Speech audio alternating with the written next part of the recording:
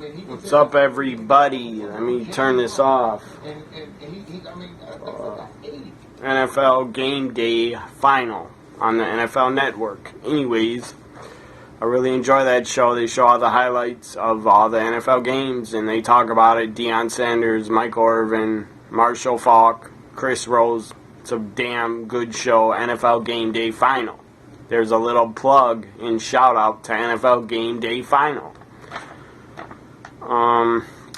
WWE Breaking Ground, their reality show, I believe, where they are following around NXT superstars that are currently on the roster, like Bayley, Baron Corbin, Apollo Crews, some other NXT stars. So that premiered the first episode after Hell in a Cell, but I did not watch it yet because I want to do my Hell in a Cell 2015 review video. I'll watch Breaking Ground later on, before I go to bed, probably. So, Hell in a Cell was tonight. It was a pretty good show. I enjoyed it. The main event matches were pretty good. Talking about Brock and Taker was pretty damn great and entertaining to watch. It was finally a good, real, true Hell in a Cell match, which the way that Hell in a Cell matches should be booked. Finally, WWE did it the way I like it, with some blood showing up in this PG era. Anyways, I enjoy blood in matches, not every match, but in a cage match, there should definitely be blood. It's a great way to end a feud. It's just more entertaining seeing a guy bleed in a cage match. Or maybe people don't agree with me. Wrestling fans might not agree with me. They might not like seeing someone bleed in a match. They may think it's gross, disgusting, whatever. I enjoy it. I don't know what that says about me. Maybe I'm a sick man and I got a twisted, sick brain. Who knows?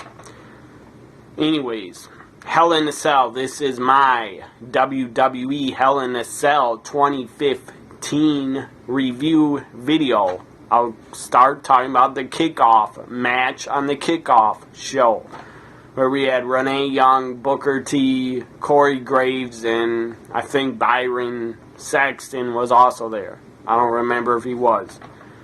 Anyways, Renee looked gorgeous as usual, and they had a kickoff match. It was a 6-man tag Raw rematch. It was a team of Sheamus, Rusev, and Bad News Barrett, King Barrett. They don't call him Bad News anymore, so King Barrett. Taking on the team of Cesaro, who got a great pop, Ziggler, who got a great pop, and Neville, who got a great reaction. I don't know why I predicted that the heels would win. They did not win because I believe they won on Monday Night Raw 6 nights ago, and I forgot. So I thought the heels would win again, I guess. But they lost. The winners were Cesaro, Neville, and Ziggler. So I got the first match I predicted on the kickoff show wrong. So I'm 0 for 1. As I said, I'm 0 for 1 because I had Sheamus, Rusev, and King Barrett. Up next was the first match of the pay-per-view, Hell in a Cell. It was the U.S. Open Challenge. U.S. title was on the line. It was John Cena defending against a mystery opponent. I thought it might be someone from NXT. I even put a poll up on my Twitter account. I put a poll up and said, do you think, or do you want, or do you think that an NXT superstar will challenge and take on John Cena for the U.S. title tonight at Hell in a Cell? I put that poll up and pretty many people voted on it. I think I said click or vote yes or no if you think an NXT superstar would debut. So thank you all for voting if you did on that poll. On my Twitter, right when Hell in a Cell kicked off, I had it up there. Or I had it up right before Hell in a Cell. Anyways, who cares that I made a poll? If you don't follow me on Twitter, You didn't see it, so you don't give a fuck. Up first, Cena defending the U.S. title, U.S. Open Challenge, and then we had Zeb Coulter.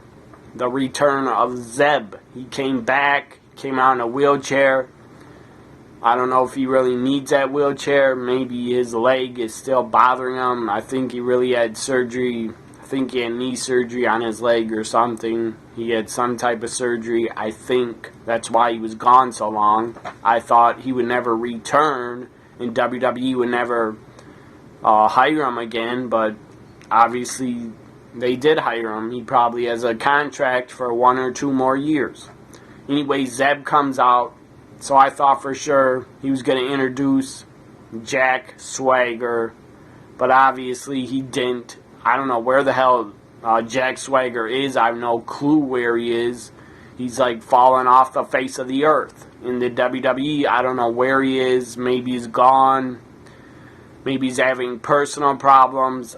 I don't know what the deal is and where the hell Jack Swagger is, but he's obviously not on the main roster. And if he is, he only wrestles on Superstars, and Superstars is irrelevant.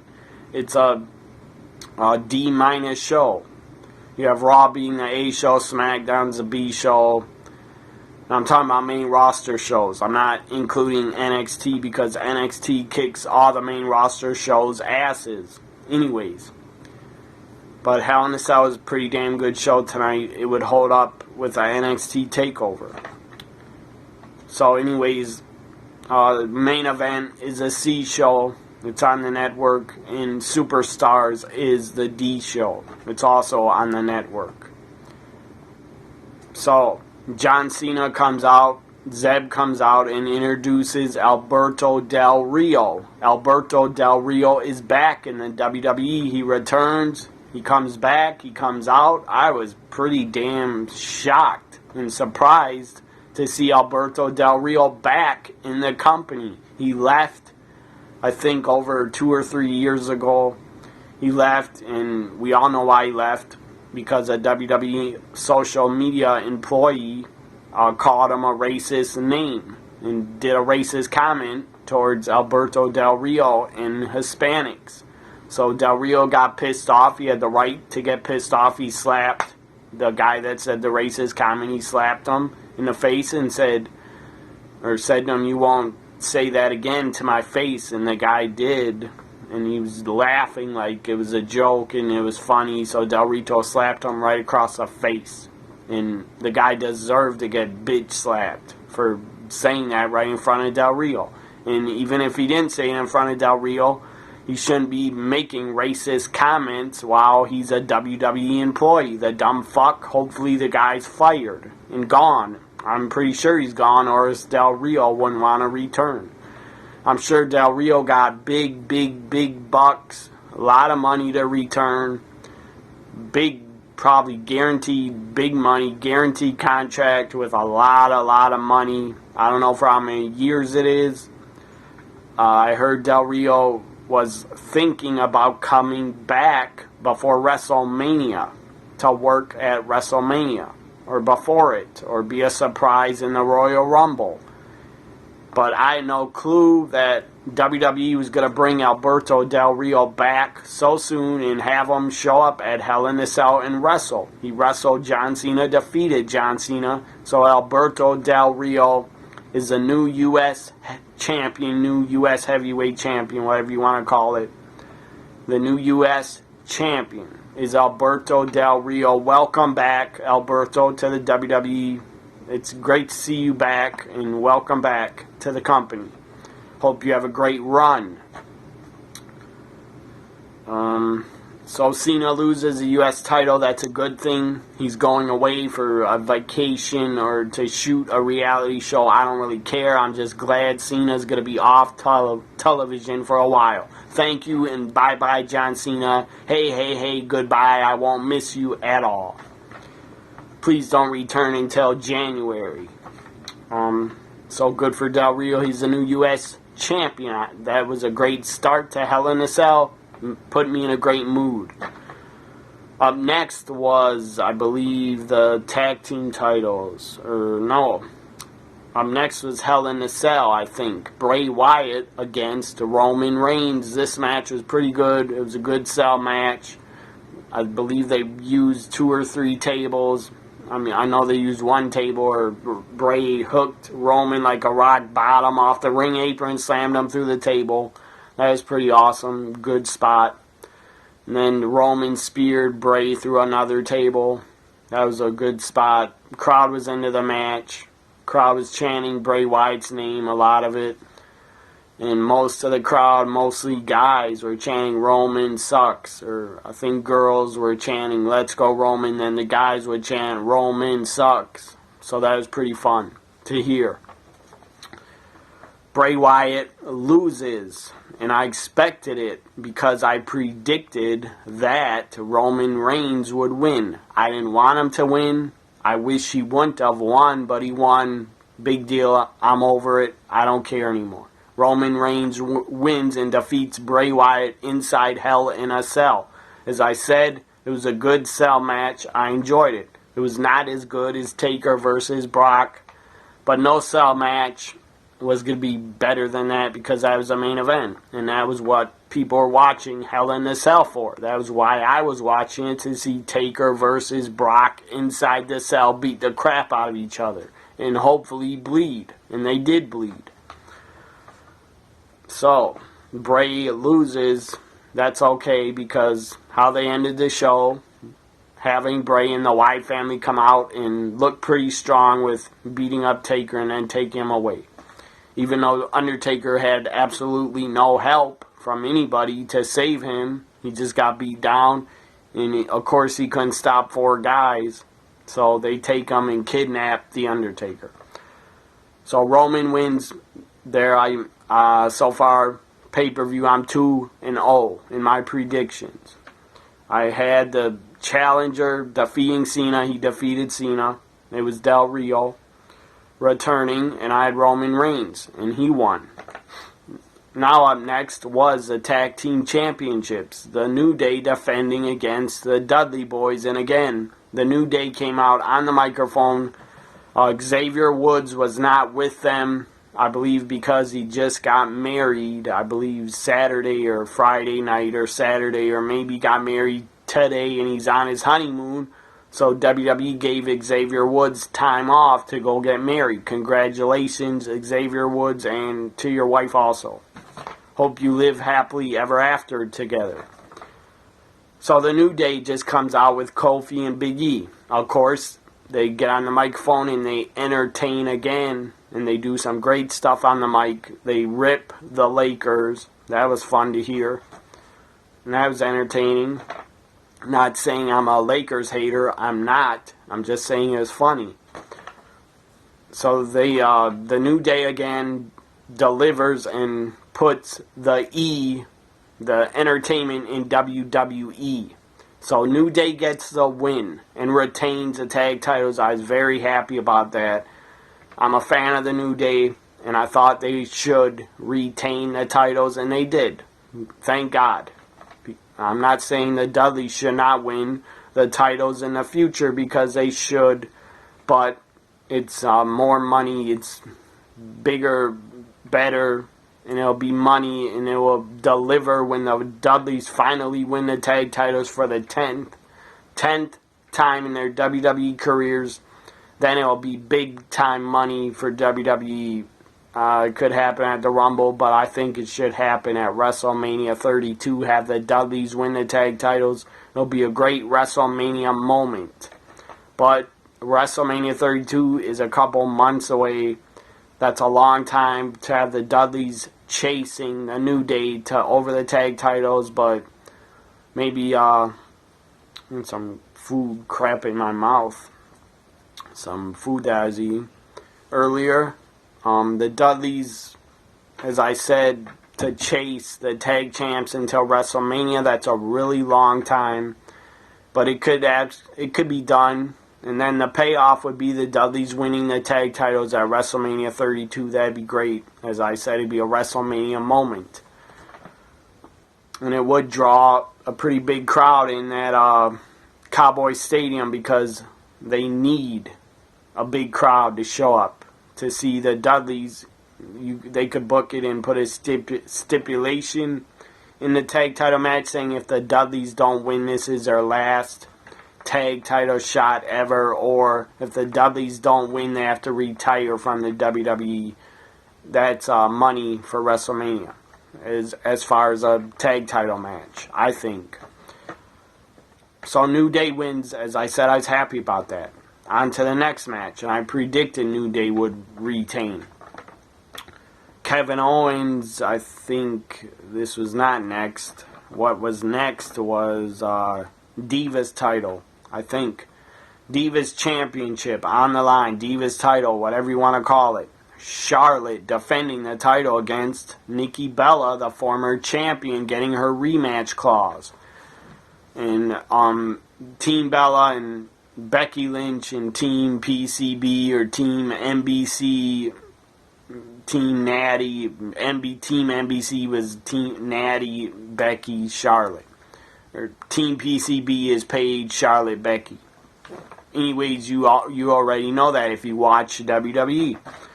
So, everybody was banned from ringside. Thank God, finally, we had no interference in a Divas title match, and we could have a clear-cut winner. This match is pretty decent. It was okay. It wasn't that bad. I enjoyed it. It was what it was. It was a decent match. As I said, it wasn't bad. I enjoyed it. I think it went over 10 minutes. I'm pretty sure it did. Anyways, Nikki Bella, when she did that spot on the turnbuckles on the ropes where she flipped Paige backwards or tried to suplex her, and then when she tried to suplex Charlotte landed on her feet, but then kind of fell over and couldn't stay on her feet. And Nikki fell pretty damn hard. Like, she botched and messed up the spot and hurt herself, but whatever. I don't think she hurt herself that bad because she continued in the match. And Nikki Bella has gotten better in the ring, but I'm still not a fan of her, and I never will be. I just don't like how she acts. I don't like her personality or her character. It's probably not even a character. That's probably really Nikki Bella, how she acts. Anyways, I'm going to end this video before 30 minutes.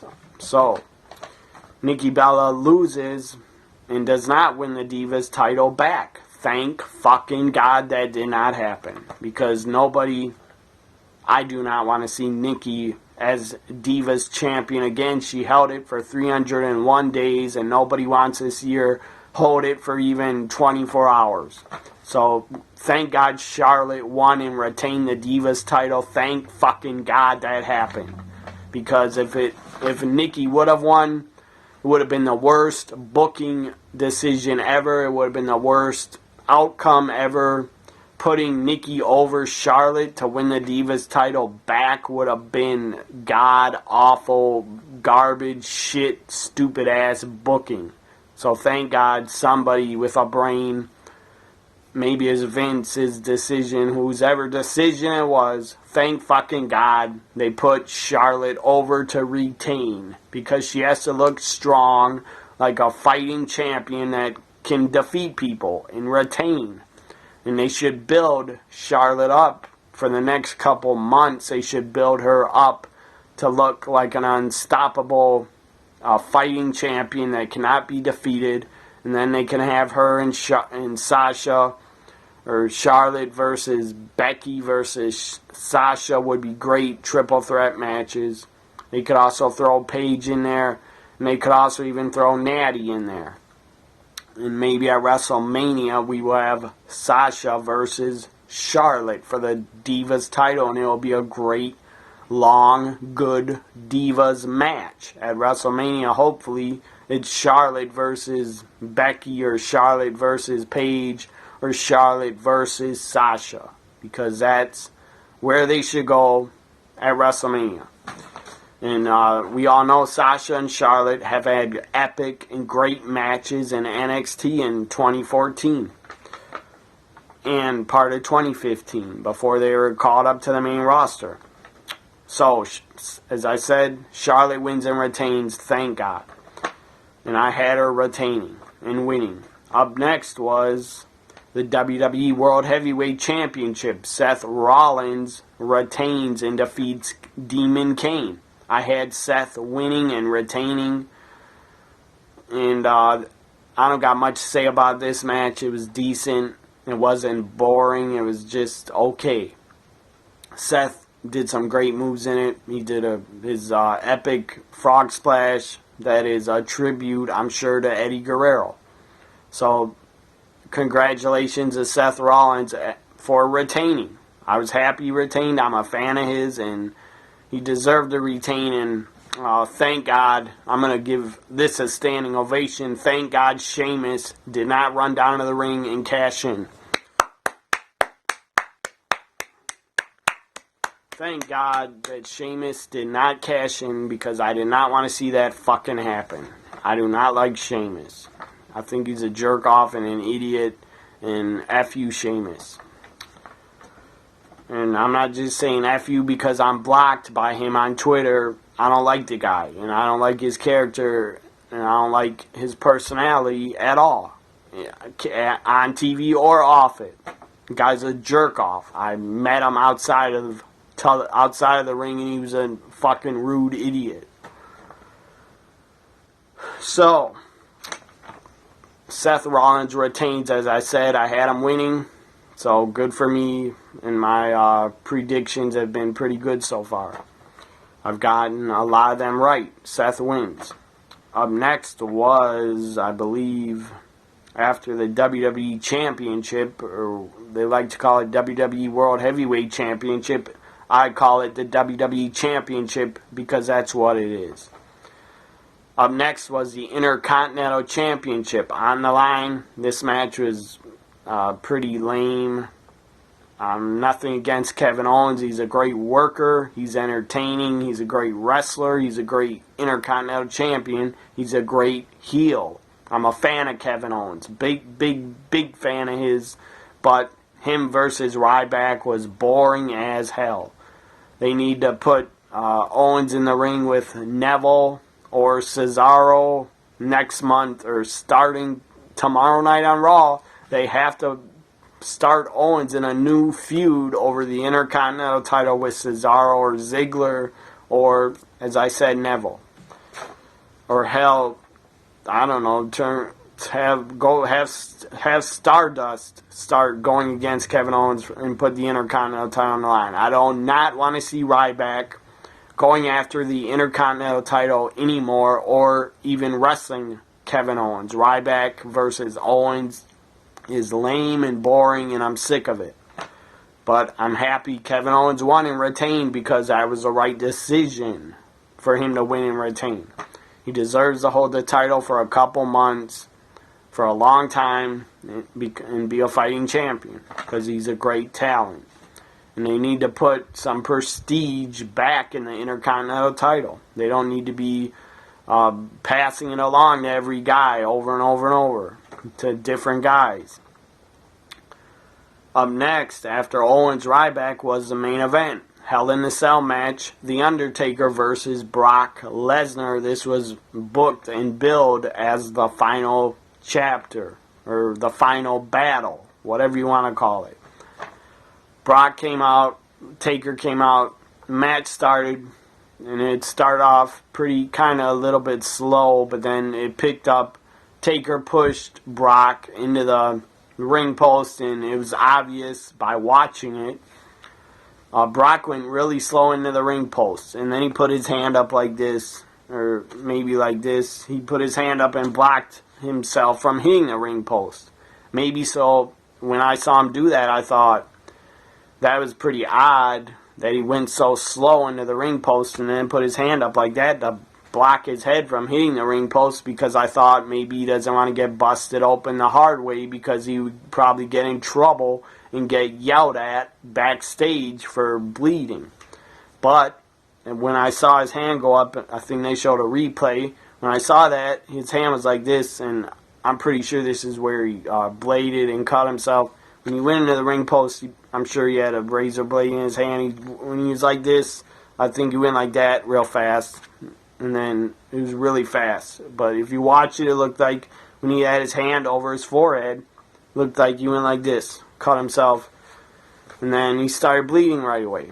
And I don't think he got busted open the hard way. I think he did it the old school way and cut himself. So Brock was busted open. He's bleeding pretty good. Wasn't bleeding a ton, but he was bleeding pretty good. And then the announcers started saying, I think Brock has been lacerated or busted open. And I saw he's busted open, and I was pretty surprised, and I was really happy because we needed to see somebody in this match. It was a Hell in a Cell match. The only way you're going to get a Hell in a Cell match over is if you have one of the guys bleed in it, because that's the type of match it is. It's called Hell in the fucking Cell. You gotta have somebody bleed to sell the fucking match. Thank God WWE and somebody in power, maybe it was Vince or somebody, or Taker and Brock probably talked Vince into it. Who knows? I don't know.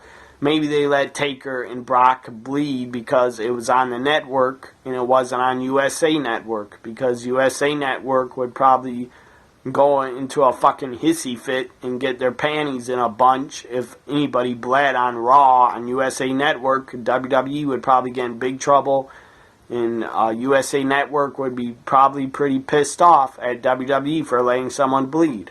Anyways, because it was on the network, that's probably why they let Taker and Brock bleed. And they also probably let them bleed because both of them are top stars, and Vince basically lets them do what they want in there.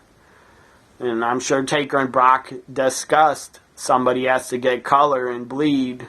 Don't you agree? And I'm sure they both agreed, and then Vince probably agreed and said, if you two want to do that, go ahead. Whatever. So anyways, I'm glad I saw blood finally at a Hell in a Cell pay-per-view. The pay-per-view Hell in a Cell, I think, has been going on since 2009, maybe 8 or 9 it started. And I don't think we've seen anybody bleed in any cell matches for over 5 years. So thank God blood is finally returned, probably for one night only, but thank God it happened. I was happy to see it. And then after the blood, after Brock was busted open and Taker got busted open, it was a very good worked, very good and booked Hell in a Cell match. It was booked very good, very good. And then you had Undertaker lock on Hell's Gate. And I don't know how, after Hell's Gate, Brock broke it, started pounding on the Undertaker, beating the crap out of him, doing ground and pound, basically doing like MMA style UFC punches to the Undertaker. It looked pretty awesome. It looked like Brock was really wanting to kill the Undertaker and punch him for real. Anyways, he got a couple good shots in on the Undertaker, punching him. Taker blocked his head and protected himself, so I'm sure he didn't get hurt. After that, after Brock rained down a whole bunch of big punches, Taker's laid out on his back, and somehow Brock, there's a little cut in the ring mat. I don't know if Brock had saved his razor blade from when he cut himself. He probably did, because the mat got cut. Little cut in it, little rip in it, or maybe the referee did it. I don't know. Anyways, Brock started pulling at the rip, and then he tore the mat up. He tore the mat apart, part of it. Ripped it apart, exposed, took off a mat off the ring, under the mat, or under the ring canvas, whatever you want to call it. There was a little mat under there. Brock took the mat off and threw it away. So then there were wood boards under the mats. And then the Undertaker got the best of Brock, chokeslammed Brock on the wood in the middle of the ring. That was awesome. Crowd loved it. But Brock Lesnar kicked out. That was also awesome. And then you had the Undertaker tombstone Brock on the wood. Lesnar again kicked out. Undertaker was in shock. He couldn't believe it. He thought it was over. But it was not over. We had F5s hit earlier in the match. I believe Undertaker kicked out of one, or I know he kicked out of one, but He could probably kicked out of 1 or 2 F5s. I know he kicked out of 1, but I don't remember how many Brock hit, really, because some of the match I was on Twitter. Anyways, I'm going to watch it back probably later or tomorrow, because it was pretty good. Anyways, Brock kicks out of the tombstone. Taker kicked out of a lot of Brock's moves. But then the finish was that low blow. Brock was down. Taker was above him. Brock hits a low blow on Taker. Taker hit a low blow on Brock at SummerSlam. So Taker delivers a receipt and gives... Brock delivers a receipt and gives The Undertaker a low blow. Taker falls down in pain. And then Brock picks him up and hits a F5 on The Undertaker on the wood in the middle of the cut-up ring mat. Hits F5 on him, and I knew it was over when he hit it. And Taker landed on the part of the wooden platform. Basically, his legs and his knees landed on the wood. His entire body did not, but whatever. Anyways, that was a high-impact F5 on the wood. I don't see how Taker was going to kick out of that, and he did not. I knew it was over. Ref counted 1, 2, 3, and then they said Brock Lesnar is the conqueror. He conquered The Undertaker. Brock wins. It was a great match. It was a great main event at Hell in a Cell. In Hell in a Cell, I didn't expect Taker and Brock to be bad, but I didn't know what to expect, really. And I didn't really know what they were going to do with the finish and who they were going to have win. But I expected Brock would, but I picked The Undertaker. I don't know why, I just did. I just thought maybe The Undertaker is going to get a win because he lost at WrestleMania 30 and Taker didn't really win. He didn't win clean, or he didn't even really win at SummerSlam because Taker tapped out, as we all know, before he made Brock pass out. So I thought maybe there was a chance The Undertaker would defeat Brock and maybe they would have another one-on-one match at Survivor Series where I thought The Undertaker might work. And he's going to work Survivor Series. They already put out a promo video saying 25 years of The Undertaker. So he's going to be at Survivor Series. Probably working against the Wyatt family, or if they want to turn Undertaker heel, I'll talk about that in a minute. After the Wyatt family beat down on The Undertaker. So Brock wins, goes to the back, and then The Undertaker took him a while, but he stood up, he rose up, got on his feet. Crowd was giving him a well-deserving standing ovation. The guy deserved it. He put on a damn good match for being 50 years old, and his body's pretty well beaten up. He's been in WWE for 25 fucking years, so of course he's going to be beat up. But I have read and I have heard that The Undertaker is in great shape, and his body is not hurting anymore, and he doesn't feel beat up. So that's why he worked more shows this year. Hell in a Cell tonight was The Undertaker's third match, or fourth match, because he worked in Mexico at the house show in Mexico, or he worked 1 or 2 nights in Mexico. So this year The Undertaker has wrestled at least 3 to 4 times already, or 5 times maybe. Let's see, WrestleMania, SummerSlam, Hell in a Cell, Mexico. So Undertaker has worked 4 or 5 times already. So he has to be feeling better to agree to that. Anyways, the match ends. Undertaker gets a well-deserved standing ovation. I stood up on my feet. I stood up watching it in my bedroom. I stood up and I gave The Undertaker a standing ovation because he deserves it. Thank you, Taker. You're a legend. You're an all-time great, and you deserve all the fans' respect. So now, the Wyatt family, the lights go out, and the Wyatt family's music hits. I was pretty damn surprised. I did not expect this at all. And then the Wyatt family, all four of them, surrounded the ring. And they started getting up on the ring apron. And then I thought for sure you were going to have The Rock's music hit, because I read stuff and heard rumors that The Rock was going to show up maybe at Hell in a Cell. But of course he did not.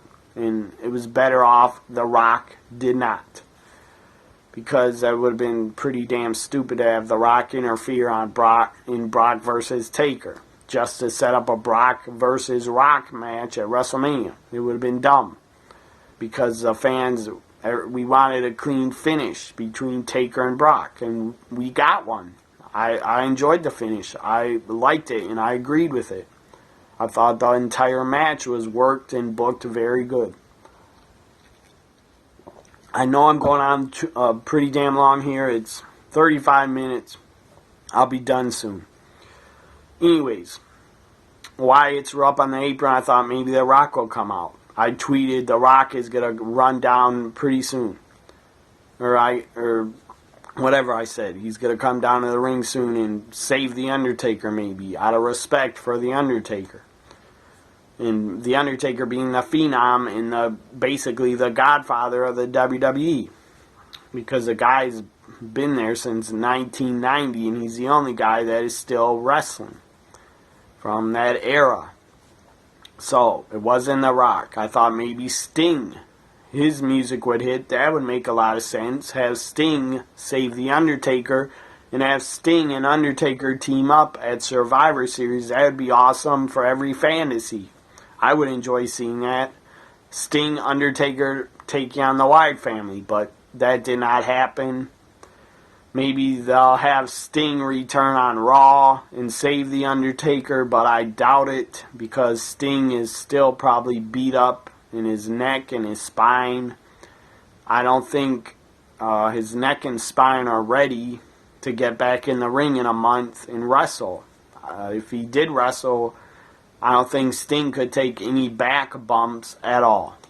Anyways, so I don't think WWE's going to have Sting come back on Raws anytime soon. I don't think Sting will return this year at all. Maybe in the Royal Rumble or right before WrestleMania, maybe Sting will come back and wrestle. Hopefully they put Sting in the Hall of Fame this year. Or in 2016, because Sting deserves it, and I'm sure a Hall of Fame deal is in his contract that he's going to get put in the WWE Hall of Fame in 2016 or 2017. So, no Sting, no Rock. I thought, hey, his brother, the Demon Kane, is backstage, but Demon Kane didn't come out and save Undertaker because obviously they didn't want anybody, the storyline, they didn't want anybody to save Undertaker. And it makes pretty much sense that Demon Kane was beat up and defeated by Seth Rollins, so I guess Demon Kane was too beat up to come to the ring. Anyways, Wyatt family gets in the ring, beats the hell out of The Undertaker. I thought for a minute Bray Wyatt was going to come in, put his hand out, and shake The Undertaker's hand out of respect because The Undertaker did defeat him at WrestleMania. And I thought Bray was going to shake his hand maybe out of respect and break character out of respect and say, you put on a great match, you put on a hell of a match, Undertaker, or something like that.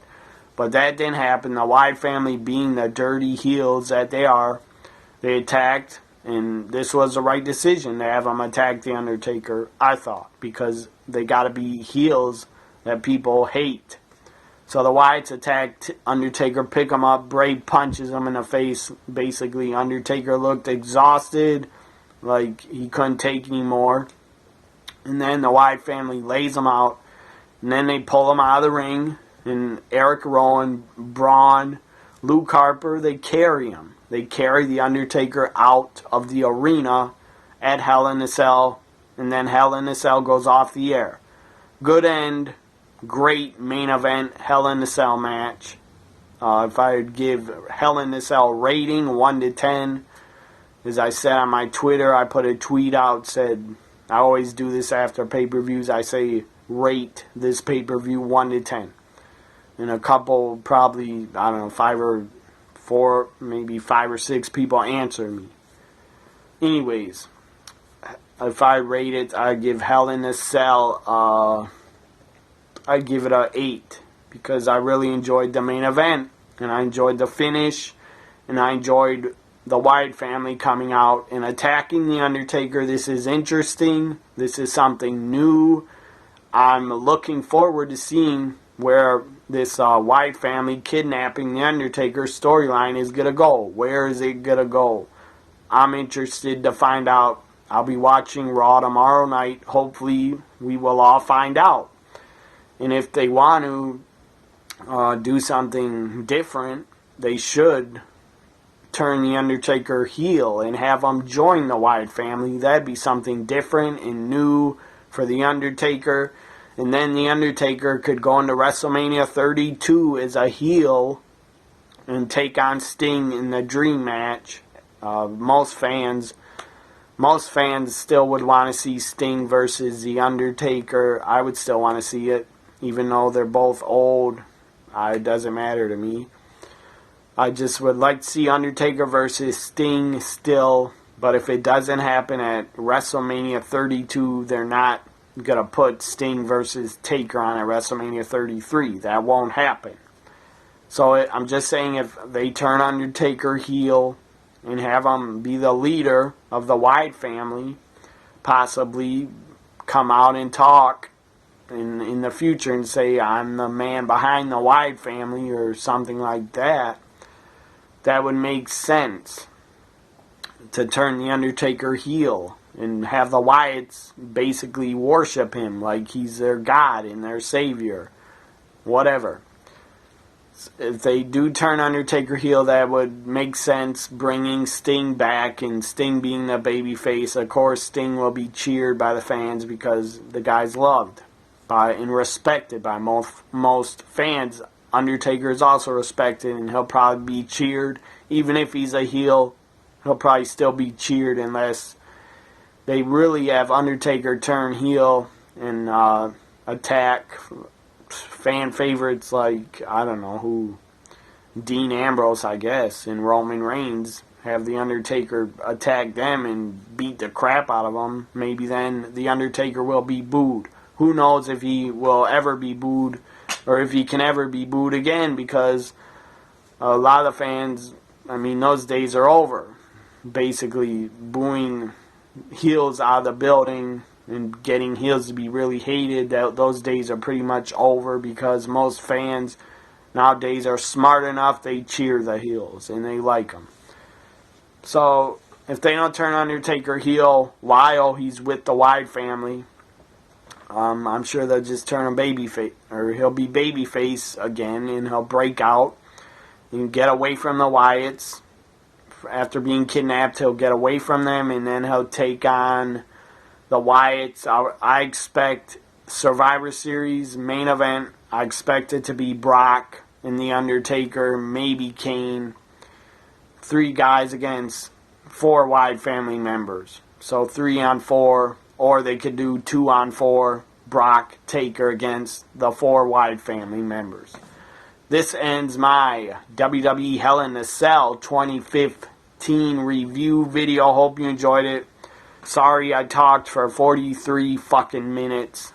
Hope you watched some of it. Hope you enjoyed some of it. I'll be on Twitter tomorrow for Raw. So follow me on Twitter at TNAWWE Guy. Hope somebody, who's ever watching this, hope somebody enjoyed my Hell in a Cell tweets tonight, because I thought I came up with a couple pretty damn funny tweets and good ones that were entertaining. So hopefully you enjoy my Hell in a Cell tweets, and follow me on Twitter at TNAWWE Guy. I'll be there for Raw tomorrow. Bye for now, everybody. Hope you enjoyed Hell in a Cell. I did.